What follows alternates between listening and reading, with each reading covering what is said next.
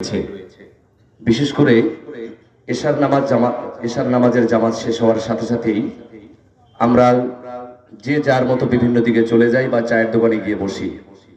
সবচেয়ে দুঃখজনক একটা ব্যাপার, সবার ভিতরে একটি চিন্তাধারা যে মেহমান আলোচনা শুরু করুক, তারপরে আমরা মাহফিলের মাঠে গিয়ে বসবো।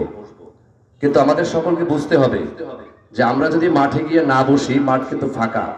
ফাঁকা মাঠে একজন মেহমানকে মাইক্রোফোন দেয়া যায় না, যেটা একজন বক্তার জন্য বা একজন মেহমানের জন্য একটা অপমানজনক।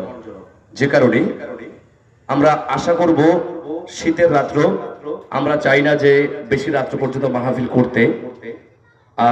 আপনারা আগামী যে 2 দিন বাকি রয়েছে চেষ্টা করবেন সকলে অল্প সময়ের মধ্যে মাহফিলের মাঠে বসার জন্য, যাতে করে অল্প সময়ের মধ্যে আবার আমরা মাহফিল শেষ করে বাসায় গিয়ে যে যার মতো ঘুমোতে পারি।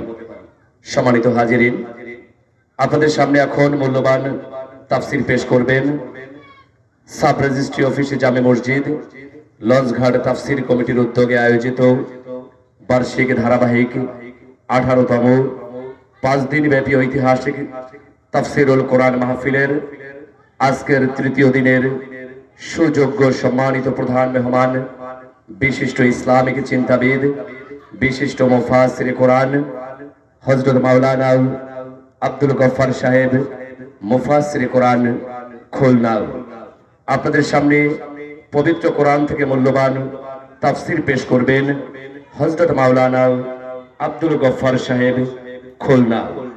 সম্মানিত মুহতারামকে তার মূল্যবান তাফসিরের কাজ শুরু করার জন্য সবিনয় অনুরোধ করছি।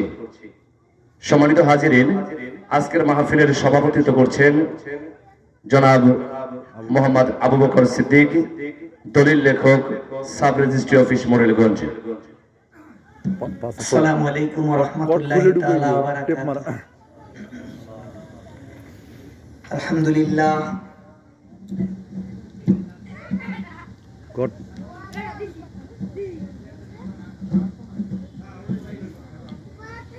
আলহামদুলিল্লাহি নাহমাদুহু ওয়া নাস্তাঈনুহু ওয়া নাস্তাগফিরুহু ওয়া নু'মিনু বিহি ওয়া নাতাওয়াক্কালু আলাইহি ونعوذ بالله من شرور أنفسنا ومن